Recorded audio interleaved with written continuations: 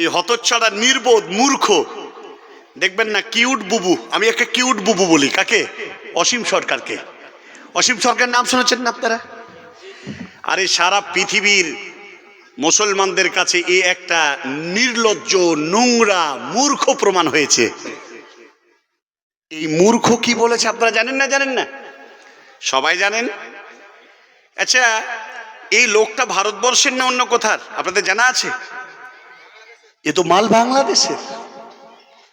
এই বাংলাদেশের এক বাউল চরিত্রের মানুষ ছিল। এই বাউল ছিল, আর বাউলদের ধর্মের যা বাউলদের যা আকীদা, তারা কখনো মুসলমান হতে পারে না। তো এই কিউট বুবু দেখবেন সুন্দর এক মহিলা যদি 65-70 বছর বয়স হয়ে যায় আর সাদা গায়ের রং যদি হয়, কোন জায়গাতে তার একটা তিলের দাগও নাই, এত সাদা। আর সেই মেয়েটার বয়স হয়ে গেছে, ও যদি শুধু খয়ের দিয়ে পান চিবিয়ে পিক পিক করে ফেলে, তার ঠোঁটটা কেমন লাল হবে। এ তো কিছু মানুষ বলবে যে এই বুড়ি যখন ছিল তখন কাকে না মাতিয়েছে, বলবে না? বলবে না? দেখতে কেমন? ওই বৃদ্ধা 80, 85, 75, 70 হোক, ওই বয়সের বৃদ্ধা মহিলার মতো এই কিউট বুবু, এই অসীম সরকার, এই নালায়েক এখনো লায়েক হতে পারেনি। আচ্ছা বলুন তো, আমাকে একটা কথা বলেন, কোরআন মাজিদ বদরের যুদ্ধে তখনই পুড়ে গেছে, এ কথা সত্য না মিথ্যা? কোরআনুল কারীমের এই উপরে এই মিথ্যা আরোপকারী ডাহা মিথ্যক চিটার ধোঁকাবাজ বেয়াদব নির্লজ্জ মূর্খর বাচ্চা মূর্খ, তখন কোরআন মাজিদ ভলিউম আকারে তো তখন কে তৈরি হয়নি। তাহলে কোরআন মাজিদ কি করে বদরের মাঠে পুড়ে গেল? ইসলাম শিখতে গেলে তোমার মতো মালকে তোমার বাকি জীবন লেখাপড়া করার পরে তোমাকে শিখতে হবে, অত সহজ কথা নয়। ইসলাম তুমি অতি সহজেই জেনে যাবে, কোরআনের আয়াতের ব্যাখ্যা তুমি অতি সহজেই বুঝতে পারবে। তাহলে খুব ভালোই হতো তোমার মতো মূর্খ আর অমুসলমান থাকতো না, তুমি কবেই ইসলাম কবুল করে নিতে। এই অসীম সরকার নির্লজ্জ, সেও কোরআনের ওপরে কোরআনকে কালিমা লিপ্ত করেছে, মুসলমানদের ধর্মের ওপরে আঘাত এনেছে। আমরা তার উপরে তীব্র নিন্দার প্রতিবাদ করেছি। গত কয়েকদিন আগে ফেসবুকে একটা কথা ভাইরাল হয়েছে। এটা বেরেলি ভাই, বেরেলি আকীদা, সুন্নি জামাতের আকীদা ভাই বলেছে আপনার চ্যালেঞ্জকে আমি অ্যাকসেপ্ট করলাম। আপনি কি শুনতে পাচ্ছেন? তো বলছে হ্যাঁ শুনতে পাচ্ছি। তো বলছে যে কোরআন মাজিদ যে আপনি অপব্যাখ্যা করেছেন, যে তর্জমা আপনি এখনো শিখেননি সে তো জানি না, তবে আপনি চ্যালেঞ্জ করেছে, আপনার চ্যালেঞ্জকে আমি অ্যাকসেপ্ট করলাম। কবে, কোথায়, কখন বসবেন? ও বলছে আমি বসতে রাজি আছি, আগে তোমরা কেসটা আমার উঠিয়ে নাও। তার মানে দুনিয়ার মুসলমান, ভারতের মুসলমান বিভিন্ন প্রান্ত থেকে এই নালায়েকের বিরুদ্ধে প্রত্যেকটা লোকাল থানায় এফআইআর করেছে। আল্লাহ, এই অসীম সরকারের মতো নির্লজ্জ বেয়াদবকে তুমি ইসলামের আলোতে নিয়ে আসো, অন্যথায় তুমি ধ্বংস করে দাও। জোরে বলেন আমিন। আজ তোমাদের মতো, তুমি তো বলেছিলে অকাপ সম্পত্তি নিয়েছে আর ঢোল বাজিয়ে তুমি বাউলগিরির কবিতা করে তুমি গেয়েছিলে। তোমার মতো অশ্রাব্য, তোমার মতো নির্লজ্জ অসীম সরকার হাজার ইসলামের দ্বিচারিতা, ইসলামের বিরুদ্ধে সমালোচনা করে গেছে, সমালোচনা করছে, তুমিও করছো। এতে ইসলামের কোনো যায় আসে না। যতই ইসলামকে নিয়ে মাতামাতি করেছে, ততই ইসলাম সারা পৃথিবীতে বিকাশ ঘটেছে। জোরে বলেন আলহামদুলিল্লাহ। মুহাম্মদ সাল্লাল্লাহু আলাইহি ওয়াসাল্লামের আদর্শ যদি তোমার ভিতরে ন্যূনতম থাকতো, তাহলে তুমি কখনো ইসলামকে নিয়ে কোনো মন্তব্য করতে না। আর জেনে রাখবে, যারা ইসলামকে নিয়ে বেশি বাড়াবাড়ি করেছে তারা ধ্বংস হয়েছে। অতএব তোমার মতো অসীম সরকারের মতো যারাই তোমার সঙ্গ দিয়ে, তোমার সঙ্গ পঙ্গ যত বিধায়ক বলো আর যত তোমাদের সংগঠনের লোক বলো না কেন, ইসলামের গায়ে যদি হাত দেবে তাহলে তোমরা অচিরেই ধ্বংস হবে। জোরে বলেন ইনশাআল্লাহ। ফিরাউনের মতো নির্লজ্জকার মানুষ দুনিয়া থেকে ধ্বংস আল্লাহ করেছেন। নমরুদকে জুতা পিটা করেছে, আবু জাহালকে বদরের পান্ত্রায় হত্যা করা হয়েছে। তোমাদের মতো নির্লজ্জ ধ্বংস হবে চোখের সামনে। চোর বলেন ইনশাআল্লাহ। আমার ভাইয়েরা, আজ আমি আপনার কাছে এই কথা বলতে এসেছি। আজকে মুহাম্মদ সাল্লাল্লাহু আলাইহি ওয়াসাল্লামের আর একটা নীতির কথা তোমরা মনে রাখো, আর একটা নীতির কথা তোমরা মনে রাখো। বিশ্বনবী জনাবে রাসূলুল্লাহ, জোরে বলেন সাল্লাল্লাহু আলাইহি ওয়াসাল্লাম, আল্লাহর নবী একটি গাছের তলায় তরবারিটা লটকে দিয়ে তিনি একটু জিরিয়ে নিতে আছেন। এমন সময় বলবো এমন সময় বিশ্বনবীকে দেখতে পারত না। বিশ্বনবীর বিরুদ্ধে যারা দ্বিচারিতা করেছিল, নবীজি তরবারিটা গাছে লটকায় দিয়ে শোয়া দেখে নিয়েছিল। গাওরাস নামে একজন ও মুসলমান আল্লাহর নবীর কাছে চলে এলাম। বিশ্বনবী শোয়া অবস্থায় আছেন, তরবারিটা ডাল থেকে নামিয়ে নিয়ে গাওরাস নবীজিকে বলেন, কুমিয়া মুহাম্মদ, উঠে যান। আল্লাহর নবী উঠে গেলেন, আর এই গাওরাস বলতে শুরু করলাম, মাইয়ুমনাউকা মিন্নি ইয়া মুহাম্মদ, আমার হাত থেকে আজ তোমার মতো নবীকে কে বাঁচাতে পারবে? আল্লাহর নবী বলেছিলেন, পৃথিবীর কাউকে ভয় করি না, ভয় করে একমাত্র কাকে? জোরে বলেন, আল্লাহ তাবারক ওয়া তাআলাকে। বিশ্বনবী তিনি বলে বসলেন, আমাকে রক্ষা করবে আল্লাহ। কাফেরের হাত থেকে, অমুসলমানের হাত থেকে তরবারিটা পড়ে গেল। আল্লাহর নবী উঠে তুলে ধরলেন আর বললেন, ও গাওরাস, আমার হাত থেকে এবার তোমাকে কে বাঁচাবে?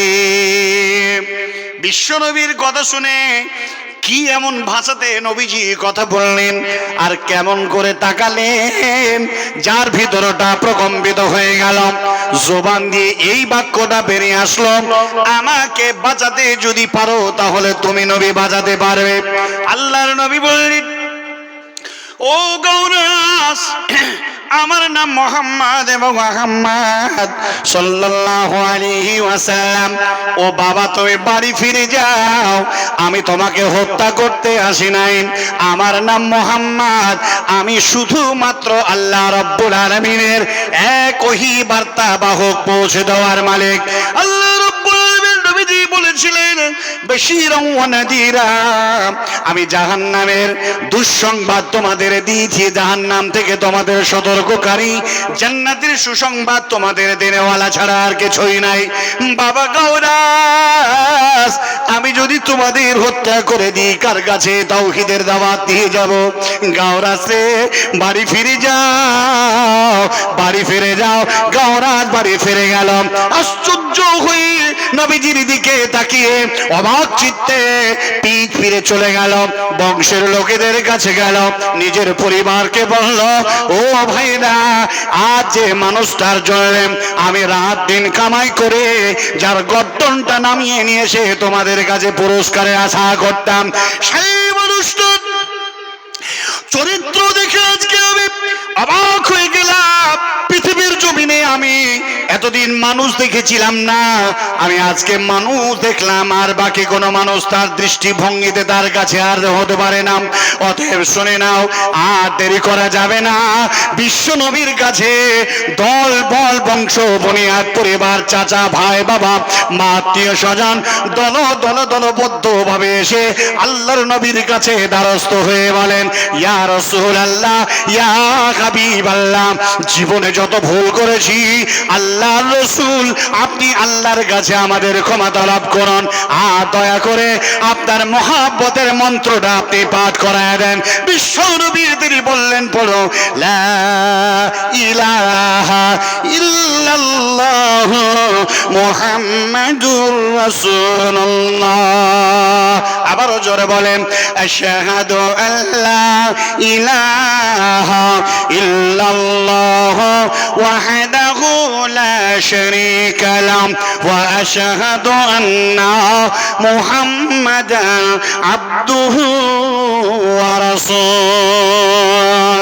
এই কালিমা, এই সাক্ষ্য প্রদান করা মানে একনিষ্ঠ চিত্তে আল্লাহর গোলাম হয়ে যাওয়া, মুসলমান হয়ে যাওয়া। যে ব্যক্তি যতই জীবনে পাপ করে পাপের পাহাড় জমিয়ে রেখেছে, একবার যদি জীবনের ভুল রাশিটাকে বুঝতে পারে আর যদি ফিরে আসে আল্লাহর কাছে নতজাম হয়ে যদি ক্ষমা চায়, জেনে রাখবেন বন্ধুরে আমার, হে কাহালগাঁও অত্র এলাকার মা বোনেরা, ভাই বন্ধুরা, আল্লাহ তাবারক ওয়া তাআলা আসমানে এখনো আল্লাহর ক্ষমার দরওয়াজা এখনো ওপেন আছে, খোলা আছে। পৃথিবীর যত বড় অপরাধী ব্যক্তি হোক না কেন, এরা যদি আল্লাহর কাছে নতজাম হয়ে আল্লাহর কাছে নত শিরে যদি ক্ষমা চায়, সিজদায় অপনত হয়ে যায়, নামাজের অবস্থায়, নামাজের বাইরে দুঃখ বেদনা সবরের অবস্থায় যদি আল্লাহর কাছে ক্ষমা চায়, আল্লাহ তাবারক ওয়া তাআলা সমস্ত পাপ রাশিকে মাফ করে দেবে। বলেন বলেন সুবহানাল্লাহ। ও আমার ভাইরা, ও আমার জননী মা, আজ এই কথা থেকে প্রতীয়মানিত হয় সারা বিশ্বের মুসলমান, ভারতের মুসলমান, উত্তর দিনাজপুরের মুসলমান, পশ্চিম বাংলার মুসলমান, বিহারের মুসলমান, যে যেখানে আছে না কেন, এই হলো সেই মুসলমান যে নিজের হাসি, নিজের কান্না, নিজের দুঃখ বেদনা সবটাই আল্লাহ তাবারক ওয়া তাআলার কাছে সমর্পণ করে দিয়েছে। মুসলমান, আজকে যে অবস্থায় তুমি অবস্থান করো, এই অবস্থা দিয়ে আল্লাহকে সন্তুষ্ট করা যাবে না, জান্নাত হাসিল করা যাবে না, জীবনে কোনোদিন পরিত্রাণ পাওয়া যাবে না, কবরের আযাব থেকে মুক্তি পাওয়া যাবে না। মুক্তি তো পাবে সে যে নিষ্পাপ, যে উদারতাকারী, যে ন্যায় নিষ্ঠাবান, সদাচরণকারী, নেক সলুককারী এবং সৎ আমল করেনেওয়ালা। মানে আমিলা আমালান, আল্লাহ তাবারক ওয়া তাআলার কাছে যারা নেক আমলগুলো করে, এই ব্যক্তি ব্যতিকে তওবা করেনেওয়ালা, সিজদা দান করেনেওয়ালা, সিয়াম পালন করেনেওয়ালা, রুকু করেনেওয়ালা, সিজদা করেনেওয়ালা, আল্লাহ তাবারক ওয়া তাআলার হুদুদকে, সংবিধানকে সম্মান করেনেওয়ালা, হুদুদকে সংরক্ষণ করেনেওয়ালা, হিফাজত করেনেওয়ালা লোকেরাই পাবে আল্লাহর জান্নাত। তা ব্যতিরিকে কখনোই আল্লাহর কাছে প্রিয় হওয়া সম্ভব হবে না। অতএব আমি আপনার কাছে বলতে চাই, মুসলমানদের উপরে এসআইআর এসে যে এ দেশের তুমি নাগরিক না, এ দেশে তুমি থাকতে পারবে না, এ দেশে তুমি বেভোটার, তুমি ভোট দিতে পারবে না। ভোট হারানো মানে সম্পত্তি হারানো, সম্পত্তি হারানো মানে নিজের বাসস্থান টাকাও হারানো, এই ছাড়া আর অন্য কিছু না। একটা মুসলিমকে যদি তারা ভোটার প্রমাণ করতে পারে, তাহলে এ দেশে তাকে থাকতে দেবে না। পৃথিবীর কোনো শক্তি নেই যে তাকে থাকতে দেবে না। একমাত্র ইমানদার যদি হয়, तहज्जुद गुजारी वाला, नमाज पढ़ने वाला, तौबा करने वाला, सिजदा करने वाला, रुकू करने वाला, আল্লাহর প্রশংসা करने वाला, এই লোকটি আল্লাহর জমিনে কোথায় থাকবে তার নিশ্চয়তা ঠিক করে দেওয়ার মালিক কে? জোরে বলেন কে? আল্লাহ তাবারক ওয়া তাআলা। অতএব আমি আপনার কাছে এটা বলতে চাই, পৃথিবীতে থাকা না থাকা, ভারতে থাকা না পাকিস্তানে থাকা না বাংলাদেশে থাকা না আফগানিস্তানে থাকা না মিশরে থাকা না ফিলিস্তিনে থাকা না সৌদি আরবে থাকার ঠিক করে দেওয়ার মালিক কে? আল্লাহ। অতএব আজকে যারা মুসলিমদেরকে দেশে থাকতে দেবে না, এ ঠিক যতই তাদের হাতে ক্ষমতা থাকুক না কেন, এ ক্ষমতা মানে সেমনি সেটা ধ্বংস হয়ে যাবে। তারাই এ দেশে থাকতে পারবে কিনা? আরে যারা বড় বড় বাদ দিচ্ছে, এই আরএসএসদের এজেন্ডা নিয়ে যারা বড় বড় বাদ দিচ্ছে মুসলমানদের বিরুদ্ধে, এত বড় বড় কথা বলে আমরা তো অবাক হয়ে যাই। মুসলমানরা এই যদি কথা বলতো সঙ্গে সঙ্গে অ্যারেস্ট হয়ে যেত। এরা একটা কথা বলে যে আমরা হিন্দু রাষ্ট্র বানিয়ে ছাড়বো, বলে না? বলে না?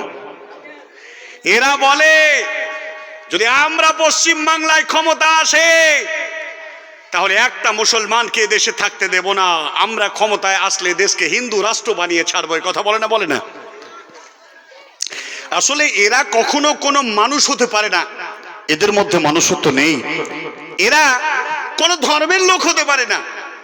হিন্দুদের পুরাণ, ভগবদ গীতা, রামায়ণ, মহাভারত কখনোই এই হিংসাত্মক ভাষা এদের কিতাবের মধ্যে নেই। আজকের একটা প্রতিবেদন শুনলাম, আচ্ছা হিন্দু ধর্মের মধ্যে এই গরুর মাংস খাওয়া হারাম না হালাল? যেটা বলেন না, হালাল তো কথা ঠিক, কিন্তু তাদের মুখের ভাষা কি? আমাদের দেবতা, আমাদের মা, খাওয়া যাবে না, বলে না, বলে না? কিন্তু আজকে এক বিজেপি নেতা ও বলছে যে গো মাতা সব লাই, দেশি গাই গেলাম আমাদের গো মাতা, আর জার্সি গাই এরা হলো মিথন জার্সি, এটা খাওয়া যাবে। ওরে শালা তুই ছিলি কোথায় রে? তোর এ ফতোয়া দিসনি কেন? আগের কত হিন্দু গরুর গোছ খেতে পাইনি, তোর এই ফতোয়া আজকে পাস হয়েছে। তার জন্যই তো দীপক ব্যাপারী সবার সামনে গপ গপ করে কয়েক প্লেট গোছ মেরে দিল, কি না?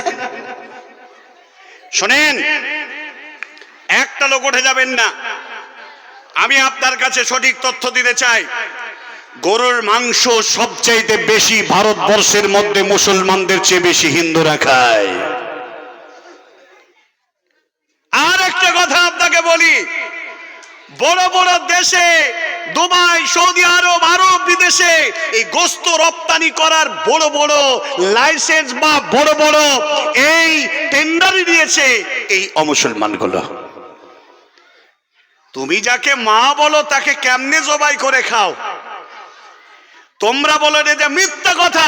আজকেই তুমি প্রতিবেদন দেখো, নিউজ চ্যানেলগুলো দেখো, সব জায়গাতে বলেছেন মিথুন জার্সি খাওয়া যাবে, দেশীয় গাই খাওয়া যাবে না। তাহলে কোনটা জার্সি আর কোনটা গাই? আমাদের দেশে আব্বারা গরু পালে, বাছুর হয়, তো আমরা তো জার্সি গরুটা আগে কিনি। এই জার্সি গরু 8 লিটার, 10 লিটার, 12 লিটার, 14 লিটার করে দুধ দেয়, ঠিক কিনা? তাহলে জার্সি গরুটা এটা দেশি গরু, আর এই গরুতে বেশি মানে দুধ দেয়, তো তোমাদের আরো বড় মা হওয়া দরকার ছিল। ইয়াবা কি করে মিথুন জার্সি হলো? পাগলে কিনা বলে, ছাগলে কিনা খায়। তুমি কখন কি বলো? তোমাদের আব্বা, তোমাদের নেতা নাগপুরে বসে বসে যারা গুঠি চালছে, নেতা মনে হয় মূর্খ, তাই নেতার প্রজারা সব মূর্খ।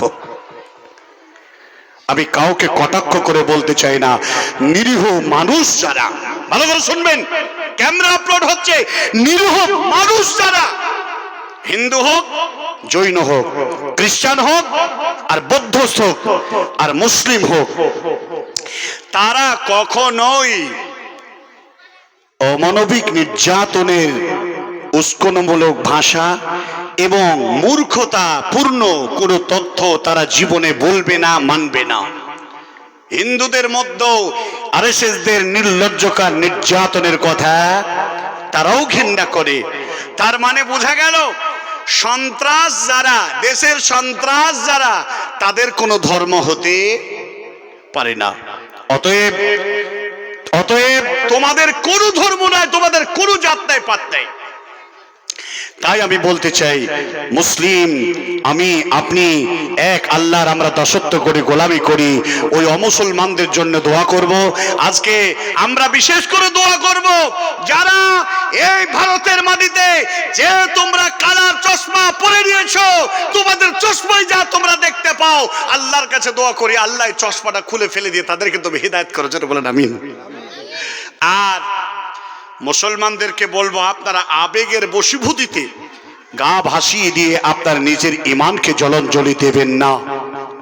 ও যুবক, ও যুবক, 1 জানুয়ারি নিউ হ্যাপি ইয়ারকে কেন্দ্র করে আজকে যে পয়সুলা, আজকে যে পিকনিক তোমরা শুরু করেছো, এটা মুসলমানদের আদর্শ হতে পারে না। হযরতে ওমর ফারুক রাদিয়াল্লাহু তাআলা আনহু তিনি বর্ণনা করছেন, عن ابن عمر رضي الله تعالى عنهم قال قال رسول الله صلى الله عليه وسلم من تسبح بقوم فهو منه বিশ্ব নবী বলেছেন, হযরত ওমর হাদিসটা বর্ণনা করেছেন, যে জাতি যে যার অনুকরণ করবে তার দলেই সে দলভুক্ত হবে। জোরে বলবেন না সুবহানাল্লাহ? তাহলে আপনার ছেলে, আপনি সুবহানাল্লাহ বলছেন, আপনার ছেলেটা যে মেসির মতো চুল কেটেছে, এই ছেলে কার দলে? আপনার ছেলেটা যে নিড়ে ছিঁড়া দাপনা ছেঁড়া প্যান্ট, পাছার চুল পর্যন্ত বেরিয়েছে, এই ছিঁড়া প্যান্ট ই কার সুন্নত পালন করছে? আপনার বেটিটা যে টাইট ফিটিং প্যান্ট পরে শরীরের উঁচু নিচু সবকিছু বোঝা যাচ্ছে, এই মেয়েটা কোন নায়িকাকে অনুসরণ করে? একজন মহিলা 7 জন পুরুষকে নিয়ে জাহান্নামে যাবে, একাই যাবে না। মুসলমানদের, আপনাদের উত্তর দিনাজপুরে আসছে কিনা বলতে পারবো না, আমাদের মুর্শিদাবাদ থেকে যখন আমি ফারাক্কা ঢুকছি, আমার পার্টনার আমার সাথী এসেছেন, আবার রাত্রে ফিরে যাব। তো ফারাক্কা ব্যারেজ বলে একটা মানে সেতু তো আছেই, কিন্তু ফারাক্কার ব্যারেজের বিরাট এরিয়া, হাজার হাজার বিঘা, মোটামুটি যা দেখলাম 10,000 বিঘা। তো সেখানে শুধুমাত্র গাড়ি আর মানুষ ছাড়া ঘাস দেখা যাচ্ছে না, সবাই পিকনিক করতে গেছে জানুয়ারির এই শীতে। আর ফারাক্কার ব্যারেজে যারা গেছে তারা সবাই অমুসলমান, 90% মুসলমান। মাইক বাজে না, এই যে মাইক বাজে না, এক্ষুনি বাজিয়ে দাও, ছায়াছবি গান ধুম ধাড়াক্কা বেজে যাবে, বিশাল বাজবে। আর এমন ডিজে বাজছে বুঝেন কিনা, ওই শরীরে যে বুক চেড়ি গেল হয় না, ইয়েও কাঁপছে। সুবহানাল্লাহ, এমন ভাবে বাজছে, অথচ দেখেন জালসার ওয়াজ বাজে না। আবার ঠিক যখন গান বাজিয়ে দেবেন, ওরে বাপ, এখানে টিকা যাবে না। মালদাতে চললো কয়েকদিন ধরে সিনেমার গায়ক মানে নায়িকারা, যে গায়কের গায়িকারা, গায়ক আর গায়িকা, ওরে বাবা রে, এলো সেখানে যত অমুসলমান আছে তার থেকে বেশি সে সারা অন্ডের মুসলমানরা অংশগ্রহণ করে বিচিত্র অনুষ্ঠান হয়ে গেল। তাহলে এরা যে গায়িকার মতো চুল কাটে, যে নায়কের মতো চুল কাটো, যে নায়কের মতো বাড়ি কাটো, যে নায়ক যে প্লেয়ার, এই মেসি বলো আর যেই বলো, অক্ষয় কুমার বলো, আমির খান বলো, শাহরুখ খান বলো, অজয় দেবগান বলো, আর দেব বলো, আর প্রসেনজিৎ বলো, এই তাদের মতো যারা চুল কেটেছো, ওদের সাথে তোমার কিয়ামতের মাঠে উঠবে, তোমার বাপ মায়ের সাথে তুমি উঠতে পারবে না। এখন থেকে তুমি সোচ্চার হয়ে যাও। মান তাসাব্বাহা বিকওমিন ফাহুয়া মিনহুম। এজন্য যতগুলো বাবা বসে আছেন, আপনি যান, আপনার ছেলে এখনো শুয়ে আছে, জালসা শোনা বাদ দিয়ে মোবাইল কোথাচ্ছে চলছে, জি, আপনার মেয়েটা মোবাইল ছাড়া কলেজ যায় না, আর বড় বাহানা রাজ্য সরকার করে দিয়েছে, ট্যাব আর মোবাইল দিয়ে নাকি মোবাইলই বলে লেখাপড়া। আর টিউশন টিচাররা বলে নোট পাঠিয়ে যায়, আর সেই নোটগুলো বলে সারা রাত জেগে পড়ে। আরে নোট পড়ে নাকি এখন কি পড়ে আল্লাহই জানে, কথা বোঝেন না? এগুলো হচ্ছে না। অতএব মেয়েকে মোবাইল দেওয়ার আগে, ছেলেকে মোবাইল দেওয়ার আগে তুমি সতর্কতা অবলম্বন করো। অতএব আমি আপনার কাছে বিশেষ কথা না বাড়িয়েই, এই রাত্রি 12:30 বাজতে যাচ্ছে, এখন আমার কথা হলো, আপনারা কি এক আল্লাহর দিকে ফিরে আসতে চান? হাত তুললাম জীবনে কত, ইনশাল্লাহ বললাম জীবনে কত, একটা ইনশাল্লাহর ওয়াদা ধরে রাখতে পারিনি। মুসলমানদের মধ্যে এই ইনশাল্লাহ, সুবহানাল্লাহ, আলহামদুলিল্লাহ আসলে দিল থেকে বলে নাকি ওপর বলে আল্লাহ করিম? জি, একজন বলছে, ভাই আপনি মুসলমান, এমন ভাবে হাত তুলেছে, জামা না থাকলে আরো কিছু দেখা যেত। তাহলে আপনি মুসলমান? বলে অবশ্যই মুসলমান। তারপরে বললাম, আপনি নামাজ পড়েন? নামাজ পড়ি না, তবে আমার ঈমান ঠিক আছে। গো, এখানে মুহাদ্দিসিনগণ, বড় বড় পণ্ডিত আলেম, আমার জ্ঞানের থেকে তারা বড় জ্ঞানী মানুষ। আমি আপনার কাছে বলতে চাই, নামাজ না পড়লে তার ঈমান আছে? জোরে কথা বলেন না আপনারা? যদি নামাজ না পড়ে কেউ মুসলিম দাবি করেন তাহলে সে বড় মিথ্যক, গাদ্দার, প্রতারক, ধোঁকাবাজ। আল্লাহ কসম করে বলছে আপনি মুসলমান না। হাদিস সুনানে তিরমিজি হাদিস নাম্বার 2641 বিশ্বনবী বলেন, ক্বালা আহাদুল্লাযী বাইনানা ওয়া বাইনাহুম আস-সালাত ফামান তারাকাহা ফাকাদ কাফারা। তোমাদের মধ্যে আমাদের মধ্যে একটা অঙ্গীকার, ইকরার, প্রতিশ্রুতি, সেটা হলো কি? নামাজ।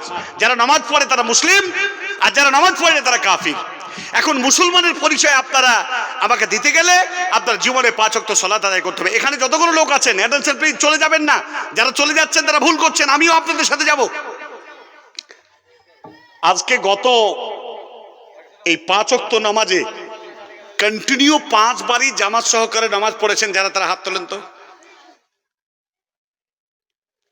1 2 এখানে 4 5 6 7 8 জামাত সহকারে নামাজ পড়েছেন। জামাত ছুটেনি, 1 ওয়াক্ত ছুটেছে, ফেল আপনি।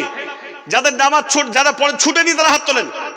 যারা 5 বারই ফজর পড়েছেন, জোহর পড়েছেন, আসর পড়েছেন, মাগরিব পড়েছেন, এশা পড়েছেন, তাকবীর সময় 1 রাকাতও ছুটেনি আছেন? এই 2-3টে মানুষ। আমি আব্দুল কাবির, আজকে আমারও গাড়িতে আসতে গিয়ে আমার জোহর ছুটে গেছে, তারপরে আমিও আজকে ফেল। কথা বলতেছেন না? পৃথিবীতে কোন মুসলমানের জামাত ছুটে যাবে বিনা ওসুরে, বিনা কারণে, তা হতে পারে না। মুসলমানদের ডায়েরিতে কাজা বলে কোনো অপশনই নয়।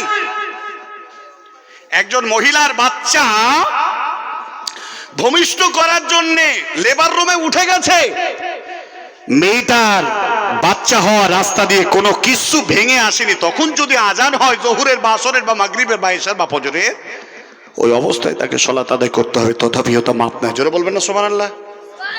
একজন মানুষ 27 ডিগ্রি যন্ত্রণা সহ্য করতে পারে, কিন্তু একজন মা বাচ্চা যখন হয় তখন 57 ডিগ্রি যন্ত্রণা সহ্য করে, তারপরও আল্লাহ বলছেন তার জন্য নামাজ ক্ষমা নেই। তাহলে আপনার জন্য কি করে ক্ষমা হবে? হুঁশিয়ার, সাবধানতা অবলম্বন করে আল্লাহ তাবারক ওয়া তাআলার সান্নিধ্য লাভ করার চেষ্টা করুন। শেষ পরিশেষে একটি কথা বলতে চাই। মুহাম্মদ সাল্লাল্লাহু আলাইহি ওয়াসাল্লামের যারা অনুসরণ করেছিলেন, যে সাহাবীরা, যে সমস্ত সাহাবীগণ, এই সাহাবী রিদওয়ানুল্লাহি তাআলা আলাইহিম আজমাইনগণ